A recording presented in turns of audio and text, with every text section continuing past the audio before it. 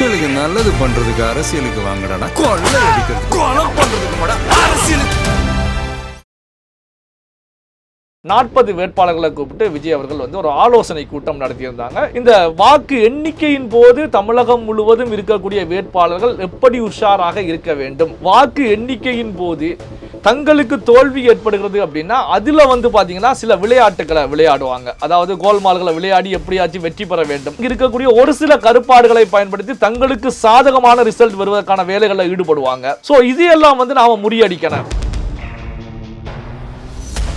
அப்போ எக்ஸிட் போலிங்கும் டிவிகேக்கு ஒரு சாதகமான ஒரு எக்ஸிட் போலிங்காக இருந்துச்சு அப்படின்னா காலங்காலமாக அரியணையில இருந்து ஆட்சி செய்து கொண்டிருக்கிற கட்சிகளை பொறுத்த வரைக்கும் அவ்வளவு சுலபமாக இந்த வாக்கு எண்ணிக்கை அப்படிங்கிற விஷயத்தை விட மாட்டாங்க. தமிழக வெற்றி கழகத்தை வெற்றி பெறுவதற்கு விட மாட்டாங்க. இறுதி கட்டத்தில் என்னென்ன காய் நகர்த்தல்கள், என்னென்ன சித்து விளையாட்டுகள் எல்லாம் விளையாட முடியுமோ அதுல எல்லாமே வேகம் எடுப்பாங்க. அதனாலதான் ஏப்ரல் 30ஆம் தேதி தமிழகத்தில் இருக்கக்கூடிய டிவிக்கு அத்தனை வேட்பாளர்களையும் பனையூருக்கு வரவழைச்சிருக்காங்க. விஜய் அவர்களை பொறுத்த வரைக்கும் திருச்செந்தூர்ல நடந்த ஒரு முக்கியமான யாகத்துல கலந்துகிட்டு இருக்காங்க. அதாவது சத்ரு சம்கார யாகம் அப்படின்னு சொல்லுவாங்க. இந்த யாகத்தை பொறுத்த வரைக்கும் சத்ருன்னா எதிரிகளை வீழ்த்தக்கூடிய ஒரு யாகம் அப்படின்னு சொல்லலாம். இந்த யாகத்தை நடத்துறாங்க, இந்த யாகத்துல பார்ட்டிசிபேட் பண்றாங்க அப்படின்னா எதிரிகள் அழிக்கப்படுவார்கள், எதிரிகள் எதிரில் இருக்க மாட்டாங்க. இந்த யாகத்துல விஜய் அவர்கள் பாத்தீங்கன்னா திடீர்னு யாருமே எதிர்பார்க்காத சூழ்நிலை தான் திருச்செந்தூர் கோயில்ல போய் கலந்துகிட்டு இருக்காங்க. இது என்ன அப்படின்னா விஜய்க்கு ஒரு சில முக்கியமான ஜோதிடர்கள் ஒரு சில அறிவுரையை சொல்லியிருக்காங்க. இதுதான் பாத்தீங்கன்னா திமுக அதிமுகவுக்கு ஒரு பெரிதமான அதிர்ச்சியை கொடுத்திருக்கும் அப்படின்னு சொல்லலாம். என்னன்னா பாத்தீங்கன்னா ஒரு மிக முக்கியமான சத்துருக்களை அழிக்கக்கூடிய ஒரு யாகத்துல விஜய் கலந்துகிட்டு இருக்காங்க. சோ இதை யாருமே எதிர்பார்க்கல. அப்ப சத்துருக்கள் யார் அப்படிங்கும் போது எதிரில் இருக்கக்கூடிய திமுக அதிமுக, குறிப்பாக திமுக. ஏன்னா விஜய் அவர்களை டெல்லி காங்கிரஸ்ல இருந்து ஒரு முக்கியமான புள்ளி ஒருவர் சந்திச்சு பேசியிருக்காங்க. ரகசிய சந்திப்பு நடைபெற்றிருக்கிறது. இந்த ரகசிய சந்திப்பு யார் டெல்லியில இருந்து வந்தாங்க அப்படின்னா பிரவீன் சக்கரவர்த்தி, அதாவது ராகுல் காந்திக்கு ரொம்ப வேண்டியவர், எம்பியாக இருக்கக்கூடியவர். அதை கடந்து இது போன்ற மாட்டு கட்சியில் இருக்கக்கூடிய முக்கியமான புள்ளிகளும் ரகசியமாக பல தங்களுடைய ஆட்கள் அனுப்பி விஜய் கிட்ட பேசக்கூடிய நிலை இருந்துட்டு இருக்கு. இதுல கவனிக்கக்கூடிய விஷயம் என்ன அப்படின்னா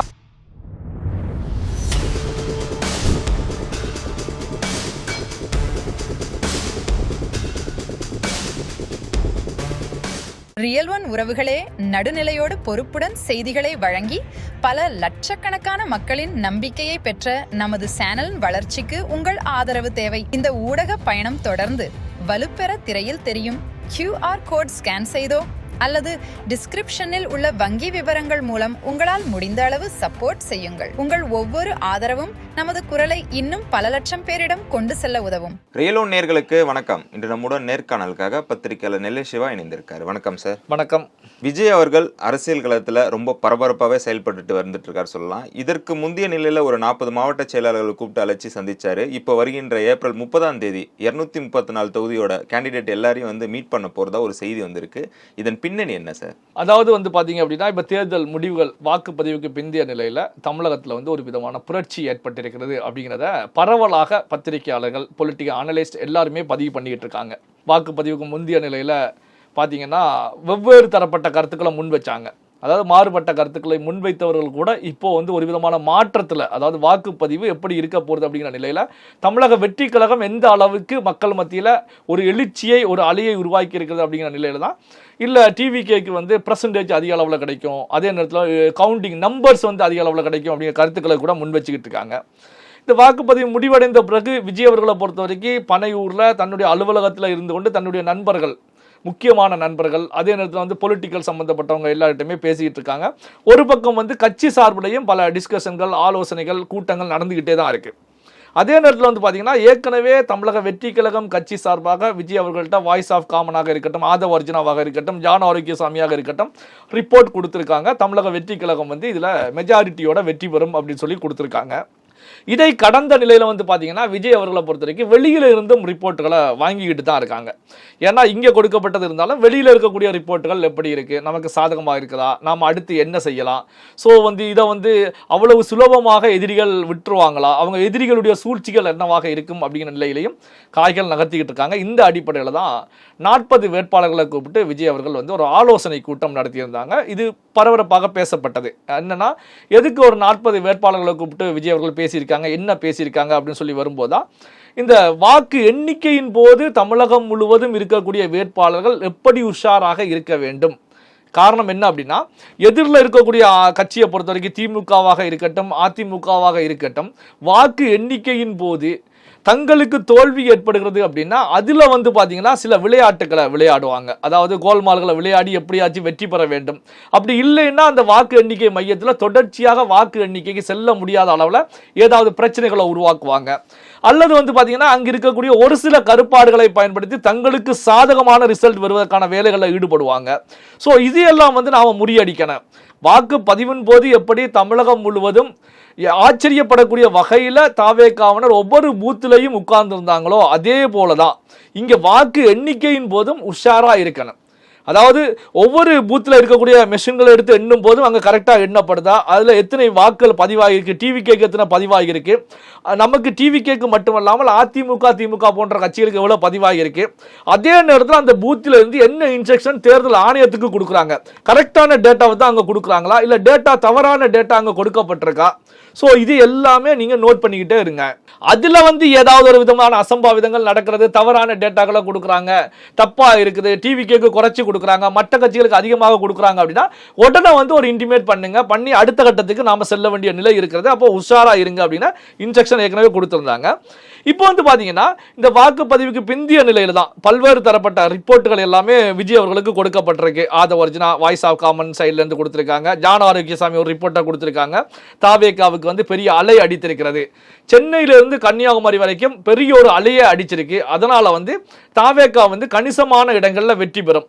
அதாவது தமிழக அரசியலில் இதுவரைக்கும் இல்லாத அளவுக்கு ஒரு டிசைடிங் ஃபேக்டராக, அதாவது வந்து பார்த்தீங்கன்னா ஆட்சியில் அமரக்கூடிய வகையில் டிவிகே இருக்கும் அப்படிங்கிற ரிப்போர்ட்டை கொடுத்துருக்காங்க. அந்த ரிப்போர்ட்டை பொறுத்த வரைக்கும் இது வந்து நமக்கு சாதகமாக இருக்குமா அப்படிங்கிற நிலையில் வெளியில் இருக்கக்கூடிய பிரைவேட் கம்பெனிஸ் மூலமாகவும் ரிப்போர்ட்டுகளை வாங்கி விஜய் பார்த்துருக்காங்க. அந்த ரிப்போர்ட்டுகளுக்கு வந்து டிவிகேக்கு ஒரு சாதகமான ரிப்போர்ட் அப்படிங்கிற நிலையில் தான் இருக்குது. அப்போ வந்து பார்த்தீங்கன்னா இப்போ வெளியில் இருக்கக்கூடிய ரிப்போர்ட்டுகள் டிவிகேக்கு சாதகமான ரிப்போர்ட்டுகளாக இருக்கிறது. அடுத்தது எக்ஸிட் போலிங்கை பொறுத்த வரைக்கும் ஏப்ரல் 29ஆம் தேதி நாளைக்கு வெளிவர இருக்கிறது. அப்போ வந்து எக்ஸிட் போலிங்கும் டிவிகேக்கு ஒரு சாதகமான ஒரு எக்ஸிட் போலிங்காக இருந்துச்சு அப்படின்னா காலங்காலமாக அரியணையில் இருந்து ஆட்சி செய்து கொண்டிருக்கிற கட்சிகளை பொறுத்த வரைக்கும் அவ்வளவு சுலபமாக இந்த வாக்கு எண்ணிக்கை அப்படிங்கிற விஷயத்தை விட மாட்டாங்க. தமிழக வெற்றி கழகத்தை வெற்றி பெறுவதற்கு விட மாட்டாங்க. இறுதி கட்டத்தில் என்னென்ன காய் நகர்த்தல்கள், என்னென்ன சித்து விளையாட்டுகள் எல்லாம் விளையாட முடியுமோ அதில் எல்லாமே வேகம் எடுப்பாங்க. அதனால தான் ஏப்ரல் 30ஆம் தேதி தமிழகத்தில் இருக்கக்கூடிய டிவிக்குடைய அத்தனை வேட்பாளர்களையும் பனையூருக்கு வரவழைச்சிருக்காங்க. பனையூரில் வச்சு ஒரு ஆலோசனை பெரிய அளவில் பண்ண போகிறாங்க. இந்த ஆலோசனையை பொறுத்த வரைக்கும் இப்போ தேர்தலுக்கு முந்தைய நிலையில் பூத்துகளில் உட்காருவதற்கு அந்தந்த பகுதி வேட்பாளர்கள் தான் அந்த பூத் கமிட்டிக்கு இளைஞர்களை தாவேகாவினரை அதிக அளவு உட்கார வச்சாங்க. இப்போ வாக்கு எண்ணிக்கை அப்படிங்கிறது வந்து பூத் கமிட்டி அளவுக்கு கிடையாது, குறிப்பிட்ட பிளேசஸ்களில் தான் எண்ணுவாங்க. அப்போ அந்த எண்ணக்கூடிய இடத்துல தாவேகாவினரை பொறுத்த வரைக்கும் பெருமளவு அங்கே இருக்கணும். அது மட்டும் அல்லாமல் மிக முக்கியமான ஏற்கனவே வந்து பார்த்தீங்கன்னா அரசியல் களத்தில் பயணிக்கக்கூடிய நீண்ட நெடிய அரசியல் எக்ஸ்பீரியன்ஸ் கொண்டவர்கள், அனுபவம் கொண்டவர்கள் வந்து அந்த வாக்கு எண்ணக்கூடிய கவுண்டர்ல வந்து உஷாரா இருக்கணும். அதுக்கான ஒரு டீமை வந்து அங்க ஃபார்ம் பண்ணி போடுங்க. அந்த டீம் வந்து விழிப்பா இருக்கணும். எந்த அளவுலையும் திமுகவுக்கு அதிமுகவுக்கு சளைத்தவர்கள் இல்லை அப்படிங்கிற அடிப்படையில் இருக்கணும். அதாவது எந்த விதமான இன்டைரக்டான விஷயங்கள் ஏதாவது நடைபெற்றா உடனே கண்டுபிடிக்கக்கூடிய சாமர்த்தியம் உள்ளவர்களா ஒரு டீம்களை போடுங்க. இந்த டீமை பொறுத்த வரைக்கும் அங்க கவுண்டிங் சென்டர்ல இருந்து தவறான டேட்டாக்களை வந்து தேர்தல் ஆணையத்துக்கு கொடுக்குறாங்க. ஏன்னா ஒரு சில கருப்பாடுகள் தேர்தல் ஆணையத்திலேயும் ஒரு சில கருப்பாடுகள் இருப்பதற்கான வாய்ப்புகள் இருக்கிறது, விலை கொடுத்து வாங்கப்படுவதற்கான வாய்ப்புகள் இருக்கிறது. அதனால இவங்க அங்க வந்து கவுண்ட் பண்ணும்போது ஒவ்வொரு பூத்துடைய மெஷினையும் கவுண்ட் பண்ணும்போது என்னென்ன ஓட் எந்த கட்சிக்கு அப்படின்னு நோட் பண்றாங்களோ அந்த டேட்டா தான் அக்யூரேட்டா தேர்தல் ஆணையத்துக்கு வழங்கப்படுகிறதா அப்படிங்கிறத வாட்ச் பண்ணுங்க. அப்படி இல்லைன்னா உடனே அதுக்கான பதிலடி கொடுப்பதற்கு அடுத்தான வேலைகளில் ஈடுபடுவதற்கான வேலைகளை நாம இறங்கணும் அப்படிங்கிற இந்த ஒரு ஆலோசனை கூட்டம் தான் 30ஆம் தேதி அழைப்பு விடுக்கப்பட்டிருக்கு. இந்த ஆலோசனை கூட்டம் அப்படிங்கிறது இந்த ஆலோசனை கூட்டம் மட்டுமல்லாமல் மே மாதம் 4ஆம் தேதி ரிசல்ட் வந்த பிறகு நாம் அடுத்து என்ன நகர்வுகளை பண்ணணும், அடுத்த நகர்வுகள் அப்படின்னா விஜய் அவர்கள் எதிர்பார்ப்பதை போல ஏற்கனவே கிடைச்ச ஒரு ரிப்போர்ட்டுகளின் அடிப்படையில் தமிழக வெற்றி கழகம் மெஜாரிட்டியோட வந்துச்சு அப்படின்னா நாம அடுத்து என்ன பண்ணணும். அதே நேரத்தில் வந்து பார்த்தீங்கன்னா இல்லை மெஜாரிட்டி கிடைக்கல, ஒரு டபுள் டிஜிட்டில் ஒரு 80-90 சீட் கிடைச்சாலும் அடுத்து என்ன பண்ணணும். என்ன காரணம் அப்படின்னா ஏற்கனவே தமிழகத்தை பொறுத்த வரைக்கும் பல்வேறு தரப்பட்ட நிகழ்வுகளை பார்த்துருக்கு. புரட்சி தலைவி ஜெயலலிதாவுடைய மறைவுக்கு பிறகு நம்ம கூவத்தூர் அப்படிங்கிற ஒரு விஷயம் கூட பார்த்தோம், என்ன நடந்துச்சு அப்படிங்கிறத பார்த்தோம். இதே போல தான் தமிழக வெற்றி கழகம் வந்து வெற்றி பெறுகிறது அப்படின்னா இந்த வேட்பாளர்களை யாராவது வளைக்கக்கூடிய வேலைகளில் ஈடுபடக்கூடாது. வேட்பாளர்களை பொறுத்த வரைக்கும் பெரிய அளவில் செல்ல மாட்டாங்க. இருந்தாலும் எடப்பாடியில் நடந்தது போன்ற சம்பவங்கள் இங்கே நடக்கக்கூடாது. ஏன்னா எடப்பாடியில் வந்து விஜய் அவர்களால் நிறுத்தப்பட்ட கேண்டிடேட் என்ன ஆனாங்க அப்படிங்கிறது தமிழகத்துக்கே தெரியும். அதே போன்ற நிலை ஏற்படக்கூடாது அப்படிங்கிற நிலையிலையும் தான் விஜய் அவர்களை பொறுத்த வரைக்கும் ஒரு முக்கியமான ஆலோசனை கூட்டத்துக்கு ஏற்பாடு பண்ணியிருக்காங்க. இதில் இன்னொரு முக்கியமான விஷயம் என்ன அப்படின்னா விஜய் அவர்களை பொறுத்த வரைக்கும் திருச்செந்தூர்ல நடந்த ஒரு முக்கியமான யாகத்தில் கலந்துகிட்டு இருக்காங்க. அதாவது வந்து சத்ரு சம்கார யாகம் அப்படின்னு சொல்லுவாங்க. இந்த யாகத்தை பொறுத்த வரைக்கும் சத்ருன்னா எதிரிகளை வந்து வீழ்த்தக்கூடிய ஒரு யாகம் அப்படின்னு சொல்லலாம். இந்த யாகத்தை நடத்துறாங்க, இந்த யாகத்தில் பார்ட்டிசிபேட் பண்றாங்க அப்படின்னா எதிரிகள் வந்து அழிக்கப்படுவார்கள், எதிரிகள் வந்து எதிரில் இருக்க மாட்டாங்க, சத்துருக்கள் இல்லாமல் போவார்கள் அப்படிங்கிற அடிப்படையில் நடத்தக்கூடிய ஒரு யாகம். இந்த யாகத்தில் விஜய் அவர்கள் வந்து பாத்தீங்கன்னா திடீர்னு யாருமே எதிர்பார்க்காத சூழ்நிலையில் தான் திருச்செந்தூர் கோயில்ல போய் கலந்துகிட்டு இருக்காங்க. இது என்ன அப்படின்னா விஜய்க்கு ஒரு சில முக்கியமான ஜோதிடர்கள் வந்து ஒரு சில அறிவுரையை சொல்லியிருக்காங்க. என்ன அறிவுரை அப்படின்னா இந்த தமிழக வெற்றி கழகத்தை பொறுத்த வரைக்கும் பிரகாசமான எதிர்காலம் இருந்துகிட்டு இருக்கு. இப்போ மே 4ஆம் தேதி கவுண்டிங்கை பொறுத்த வரைக்கும் வெற்றி வந்து எட்டி பிடிக்கக்கூடிய தொலைவில் தான் தமிழக வெற்றி கழகத்துக்கு இருந்துகிட்டு இருக்கு. இருந்தாலும் ஆன்மீக ரீதியாகவும் எதிரிகளை வீழ்த்தக்கூடிய அடிப்படையில் உங்களுடைய நகர்வுகள் இருக்கட்டும். இந்த அடிப்படையில் தான் இந்த யாகத்தில் கலந்துக்கிட்டாலே எதிரிகள் எதிரில் நிற்க மாட்டாங்க, எதிரிகள் வந்து தாமாகவே அழிந்து போவார்கள், அதனால இந்த யாகத்தில் கலந்துக்கங்க அப்படின்னு சொல்லப்பட்டதன் அடிப்படையில் தான் விஜய் அவர்கள் வந்து இன்று காலை திருச்செந்தூருக்கு போய் இந்த சத்ரு சம்கார யாகத்தில் கலந்துகிட்டு இருக்காங்க. இது வந்து பாத்தீங்கன்னா மீடியாக்கள்ல எல்லாமே ஒரு ஃபிளாஷ் நியூஸா வந்துட்டு இருக்கு, எல்லாமே வாட்ச் பண்ணிட்டு இருக்காங்க. ஏன்னா தமிழக அரசியல் களத்தை பொறுத்த வரைக்கும் என்னதான் வந்து பகுத்தறிவு, அதே நேரத்தில் மூட நம்பிக்கை, மதம் சார்புடைய விஷயங்கள் நமக்கு கிடையாது, அதே நேரத்தில் வந்து மத சார்புடையவர்களை நாம் உள்ள நுழைய மாட்டோம் அப்படிங்கிற கருத்துக்களை முன்வைத்தாலும் திமுகவாக இருக்கட்டும் அதிமுகவாக இருக்கட்டும் ஒரு ஆன்மீகம் அப்படிங்கிற ஒரு விஷயம் பின்னாடி வந்து மிக பெரிய அளவில் இருந்துகிட்டே இருக்கு. புரட்சி தலைவி ஜெயலலிதா அவர்களை பொறுத்த வரைக்கும் பாத்தீங்கன்னா இது போன்ற பல யாகங்கள், பல பிரார்த்தனைகள், பல கோயில் நிகழ்வுகளில் ஈடுபட்டுக்கிட்டே தான் இருப்பாங்க. அதாவது கேண்டிடேட் அனௌன்ஸ் பண்ணுவதற்கு முந்தைய நிலையிலேயே எந்த கேண்டிடேட் அனௌன்ஸ் பண்ணணும் அப்படிங்கிறத ஜோதிடர்களிடத்திலையும் ஆலோசிப்பாங்க. பாத்தீங்கன்னா வெளியில கட்சி மட்டத்தில் ஆலோசித்தாலும் ஜோதிடர்கள் வந்து அஸ்ட்ராலஜி ரீதியா ஆன்மீக ரீதியா இந்த கேண்டிடேட் வெற்றி பெறுவாங்களா அப்படிங்கிற அடிப்படையிலையும் கேண்டிடேட்டுகள் வந்து நியமிக்கப்பட்டதாகத்தான் நாம பார்த்திருக்கோம். அதே போலதான் வந்து பாத்தீங்கன்னா திமுகவை பொறுத்த வரைக்கும் பகுத்தறிவு கட்சி அப்படின்னு சொல்லப்பட்டாலும் பின்னணியில பாத்தீங்கன்னா பெரிய அளவுக்கு ஆன்மீகம் அங்க இருந்து விளையாடிக்கிட்டே இருக்கும். துர்கா ஸ்டாலின் அவர்களை பொறுத்த வரைக்கும் அவங்க ஏறி இறங்காத கோயில் குளங்களே கிடையாது, கோயில்களுக்கு செய்யாத தான தர்மங்களே கிடையாது அப்படிங்கிற அடிப்படையில் தான் பல்வேறு நிகழ்ச்சிகளில் ஈடுபடுவாங்க. இப்போ வந்து பாத்தீங்கன்னா தேர்தலுக்கு முந்தைய நிலையிலும் சரி பிந்திய நிலையிலும் சரி மலையாள ஜோதிடர்கள் கூட துர்கா ஸ்டாலின் அவர்களுக்கு வந்து ஜோதிடம் பார்த்து சொல்லியிருக்காங்க அடுத்து என்ன இருக்க போறது, அதுக்கான பரிகாரங்கள் எல்லாம் சொல்லி பரிகார நிகழ்வுகள் எல்லாம் நடைபெற்றுக் கொண்டிருப்பதாகத்தான் ஒரு சில ஊடகங்கள்ல செய்திகள் வந்துட்டு இருக்கு. இப்படியான சூழ்நிலை தான் விஜய் அவர்களை பொறுத்தவரைக்கும் விஜயும் வந்து இந்த விஷயத்துக்குள்ள வர்றாங்க. அதாவது நாம எதிரிகளை வீழ்த்துவதற்கு சரி ஆன்மீக ரீதியான விஷயங்களை ஈடுபடலாம் அப்படின்னு சொல்லி திருச்செந்தூர் இந்த யாகத்தில் கலந்துட்டு வந்துட்டு இருக்காங்க. ஸோ இதுதான் வந்து பாத்தீங்கன்னா திமுக அதிமுகவுக்கு ஒரு பெரிதமான அதிர்ச்சியை கொடுத்திருக்கும் அப்படின்னு சொல்லலாம். என்னன்னா வந்து பாத்தீங்கன்னா ஒரு மிக முக்கியமான சத்துருக்களை அழிக்கக்கூடிய ஒரு யாகத்தில் விஜய் கலந்துகிட்டு இருக்காங்க. ஸோ இதை யாருமே எதிர்பார்க்கல. அப்ப சத்துருக்கள் யார் அப்படிங்கும் போது எதிரில் இருக்கக்கூடிய திமுக அதிமுக, குறிப்பாக திமுக. ஏன்னா அரசியல் எதிரி திமுக, கொள்கை எதிரி பாஜக. இதற்கு எதிராக விஜய் வந்து வேகம் எடுத்து காய்களை நகர்த்திக்கிட்டு இருக்காங்க. விஜய் அவர்களை பொறுத்த வரைக்கும் நம்பிக்கையோட தான் இருக்காங்க. நம்பிக்கை அப்படின்னா இதுல வந்து ஒரு மெஜாரிட்டி கிடைச்சிடும் அப்படிங்கிற நம்பிக்கையில இருக்காங்க. அடுத்த கட்டத்துக்கான நகர்வுகளையும் விஜய் ஈடுபட்டு இருக்காங்க அப்படின்னா ஒரு சில விஷயங்கள் தான் வந்து இப்ப அரசியல் களத்துல பெரிய பரபரப்பா பனையூர் மட்டுமல்ல தமிழகம் முழுவதும் வந்து ஒரு விதமான பரபரப்பா கிளப்பியிருக்கு. இதுல கவனிக்கப்பட வேண்டிய இன்னொரு விஷயம் என்ன அப்படின்னா காங்கிரஸ் கட்சியை பொறுத்த வரைக்கும் நமக்கு தெரியும் திமுக கூட்டணியில் இருந்தாலும் டெல்லியில் இருக்கக்கூடிய காங்கிரஸ் தலைவர்கள் வந்து பிரச்சாரத்தின் போது ஒரு இன்ட்ரெஸ்டோட வந்து கலந்துக்கல. ராகுல் காந்தி அவர்கள் கூட வந்து பாத்தீங்கன்னா கடந்த காலங்களில் முதல்வர் மு.க. ஸ்டாலின் அவர்களோடு இருந்த அந்த புரிதலோட தான் வந்து பிரச்சாரத்தில் வந்து கலந்துக்கிட்டாங்களா அப்படின்னா இல்லை அப்படின்னு தான் சொல்ல முடியும். அப்பேக்கே வந்து பாத்தீங்க அப்படின்னா காங்கிரஸ் கட்சி ஒரு 2ஆம் கட்ட நிலையில இருக்காங்க. திமுக கூட கூட்டணியில இருந்தாலும் அதே நேரத்தில் வந்து பாத்தீங்கன்னா தாவேகா கூடயும் காய்களை நகர்த்திக்கிட்டு இருக்காங்க அப்படிங்கிற கருத்துக்கள் செய்திகள் வந்துகிட்டே இருந்தது, அதை உறுதிப்படுத்தக்கூடியவங்களா தான் இருந்துச்சு.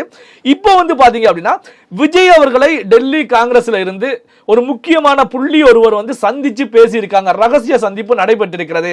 இந்த ரகசிய சந்திப்பு யார் டெல்லியில இருந்து வந்தாங்க அப்படின்னா பிரவீன் சக்கரவர்த்தி, அதாவது ராகுல் காந்திக்கு ரொம்ப வேண்டியவர், எம்பியாக இருக்கக்கூடியவர். கடந்த காலத்துல கூட இந்த பக்கம் திமுக காங்கிரஸ் கூட்டணி குறித்த பேச்சுக்கள் அடிபட்டு இருக்கும் போது பிரவீன் சக்கரவர்த்தி விஜய் அவர்களை வந்து சந்திச்சாங்க, பனையூர்ல வந்து சந்திச்சாங்க. அதற்கு சொன்னது தனிப்பட்ட விஷயத்துல தனிப்பட்ட முறையில் நான் வந்து சந்திச்சிருக்கேன் அப்படின்னாங்க. அப்பேக்கிய மீடியாக்களை பொறுத்த வரைக்கும் இல்ல ராகுல் காந்தி அனுப்பி வச்சு தான் வந்து சந்திச்சாங்க அப்படிங்கிற செய்திகள்லாம் வந்துட்டு இருந்தது. இப்போ ஒரு ரகசிய சந்திப்பு நடைபெற்றிருக்கிறது. அப்போ காங்கிரஸ் கட்சியை பொறுத்த வரைக்கும் இங்க தாவேகா வந்து ஒரு விஸ்வரூபம் எடுக்கிறது, பெரிய அளவுல நம்பர்ஸ் கிடைக்கிறது அப்படின்னா அவர்கள் அவர்களுடைய அலைன்ஸை மாற்றுவதற்கான ஒரு சூழல் உருவாகும். இப்பவே வந்து பாத்தீங்கன்னா ஒரு பிள்ளையார் சுழி போட்டு வைத்து விடலாம் அப்படிங்கிற நிலையில தான் காங்கிரஸ் கட்சியை பொறுத்த வரைக்கும் காய்களை நகர்த்திக்கிட்டு இருக்காங்க அப்படிங்கிற செய்திகளும் போய்கிட்டு இருக்கு. விஜய் அவர்களை வந்து பாத்தீங்கன்னா தாவேகா கட்சியில் இருக்கக்கூடிய முக்கிய நிர்வாகிகள் மட்டும்தான் சந்திச்சுக்கிட்டு இருக்காங்களா, விஜய் அவர்கள் வந்து அதே நேரத்தில் வேட்பாளர்களை மட்டும்தான் சந்திச்சுக்கிட்டு இருக்காங்களா அப்படின்னா அதை கடந்து இது போன்ற மாட்டு கட்சியில் இருக்கக்கூடிய முக்கியமான புள்ளிகளும் ரகசியமாக பல தங்களுடைய ஆட்களை அனுப்பி விஜய் கிட்ட பேசக்கூடிய நிலை இருந்துட்டு இருக்கு. இதுல கவனிக்கக்கூடிய விஷயம் என்ன அப்படின்னா இப்போ வந்து பாத்தீங்கன்னா என்ன காரணத்துக்காக விஜய் இவங்க எல்லாம் சந்திக்கிறாங்க அப்படின்னா தமிழக அரசியல் களமே விஜயை சுற்றி சுழல துவங்கி விட்டது. விஜயை சுத்தி தான் இந்த அரசியல் களமே தன்னுடைய நகர்வுகளை இருந்துகிட்டு இருக்கு அப்படின்னு எடுத்துக்கலாம். அதாவது வந்து பாத்தீங்கன்னா எப்பவுமே வந்து திமுக வெற்றி பெற போறது திமுக குறித்த ஒரு டாக் இருக்கும், இல்ல அதிமுக வெற்றி பெற போறது அதிமுக குறித்த ஒரு டாக் இருக்கும். ஆனா இப்போ வந்து பாத்தீங்கன்னா திமுக அதிமுக அப்படின்ற டாக்குகளை கடந்து தமிழக வெற்றி கழகம் அப்படின்ற டாக் தான் தாவேகாவுடைய ஆதரவாளர்கள், தாவேகாவுக்கு வாக்களித்தவர்கள் மட்டுமல்ல, எதிரில் இருக்கக்கூடிய திமுகவினர் அதிமுகவினருடைய வாய்கள் கூட உச்சரிக்கக்கூடியது தமிழக வெற்றி கழகம் விஜய் அப்படிங்கிற வார்த்தையை தான் உச்சரிச்சுக்கிட்டு இருக்காங்க.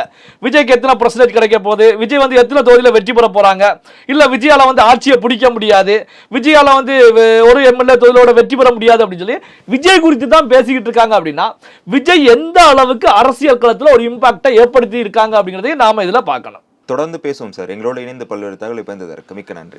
நன்றி. உங்கள் பிசினஸ் இன்னும் அதிக மக்களை சென்றடைய வேண்டுமா? இன்றைய டிஜிட்டல் உலகில் சரியான ப்ரமோஷன் தான் வெற்றியின் முதல் படி. தமிழகம் முழுவதும் பல லட்சக்கணக்கான பார்வையாளர்களை தினமும் சென்றடையும் ரியல் ஒன் யூடியூப் சேனல்களில் உங்கள் பிசினஸ் இனி எல்லோரும் அறியட்டும்.